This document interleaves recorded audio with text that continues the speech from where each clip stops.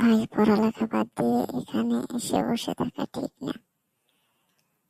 আব্বু আম্মু অনেক বকাবকি করবে, চল আমরা বাড়িতে যাই।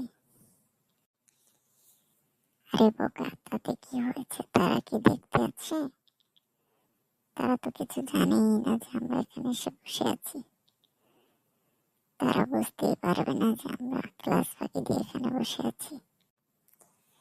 ভাই, তারপরেও এখানে এসে ক্লাস ফাঁকি দিয়ে পড়ালেখা বাদ দিয়ে বসে থাকা ঠিক না। আমি এখন বাড়িতে যাব, যে বাসায় বসে পড়ব। আজকে ক্লাসটা তো মিস গেল, কালকে থেকে আর এমনটি হবে না। তুইও চল, আমি কিন্তু রওনা করলাম। আমিও আসছি, তারা আমিও যাব। এই